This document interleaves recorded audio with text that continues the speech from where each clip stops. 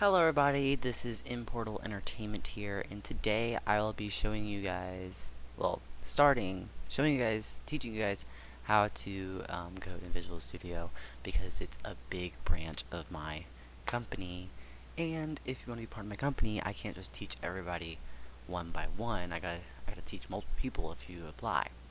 So today I'll be showing you guys how to code. Well, we're gonna start the basics. Of Visual Studio 2010, because Importal Simple is the biggest branch of our company right now. In fact, tomorrow we are releasing our second Visual Studio application, which is Thanksgiving 2017 Importal Challenge. We have other applications in the making, but they are just going to take longer to make. Okay, so we're going to click New Project here. If you didn't download it right, then if you downloaded it right, you should have it under Generic Development Settings, and you should have Visual Basic and Windows Forms, okay? Because this is what we code with. It's probably the easiest thing to code with, because C++ and C#, they aren't necessary for the apps we are making anyways. We're going to use like C# if you're going to be doing like Unity or something. So we're going to do, I'm just going to go, actually, I'm going to go make a new folder here called VS tutorials. Okay. Alright.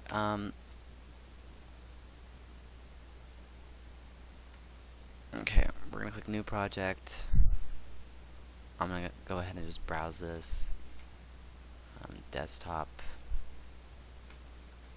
Right here. I'm gonna select that folder because we're going to do properties and Toolbox,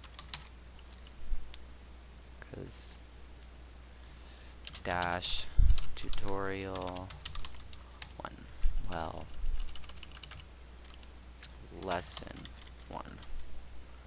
Alright, okay, so I'm looking for it to load in here. Because I chose Windows Forms, we are going to be showing you guys how to do that.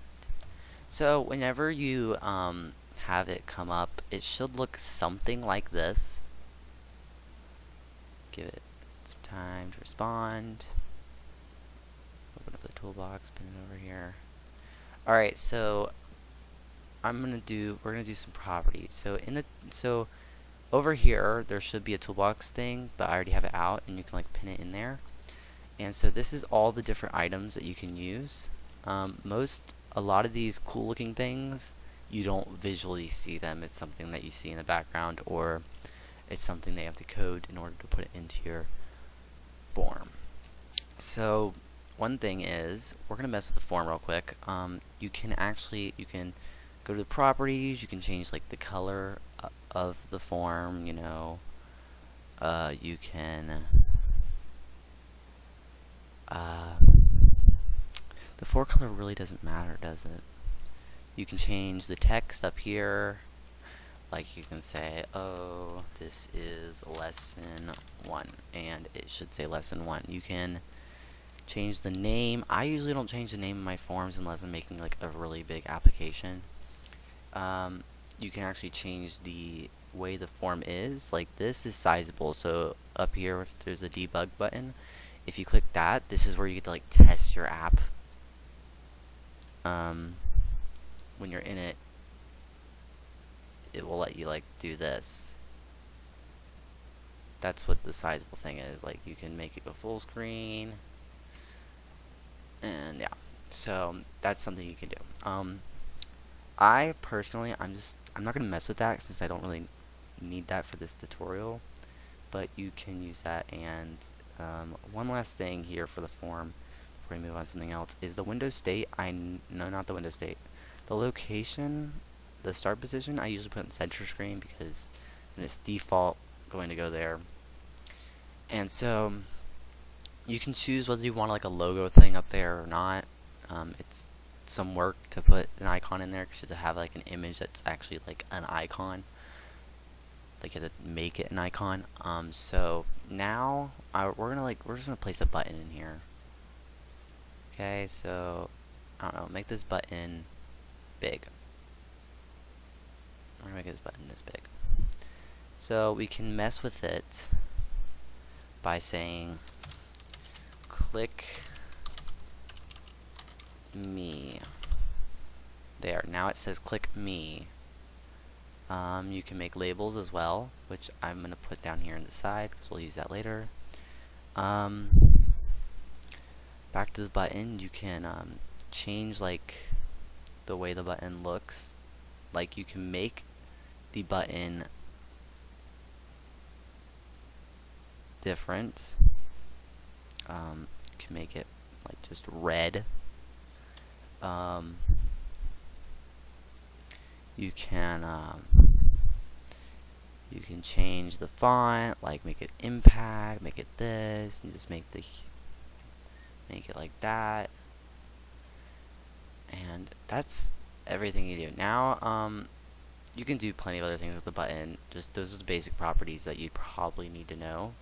Oh, and messing around with the properties, I'm going to teach to you guys how to name a button. So down in design, normally when you make a button or a label that's going to like change, like a button especially, you're going to always want to name it. So you're going to use the Hungarian notation or whatever it's called and do btn all lowercase, which tells you when you code that that's the button. So because we only have one button here, I'm going to call it button click because it's the main button and it says click me. And so now we're going to mess around with the label. Now this, we're going to do LBL out to like tell you LBL you always put LBL before a label if in the code the label changes if you click a button or something. If none of the text changes in the label, it doesn't really matter. But let's say that the stuff that it did change. Well, then I'd call it LBL out because it's the only label here that's going to be changing. So we're going to get rid of this text here. And then I'm going to make the border style fixed single and make auto size false. Then you can make it have a border. Now you know the label's here, but there's nothing in it. And as you can see, if I click this, when I click this, nothing is going to happen, and that is what we're going to do in the next tutorial. Well, the next video is I'm going to teach you guys how to make this do something to this in the next video, and like start with coding. Okay, so thank you guys for watching. Hope you guys enjoyed it. You learned the basics of like properties. It wasn't a long video because there's not really much else that you could do. You can do text box or whatever, mess around with it for a little bit. Coding, that's a little bit different. And we'll see you guys next time. Subscribe, like, leave a comment if you have any questions about properties or anything. And so we'll see you guys next time. Bye.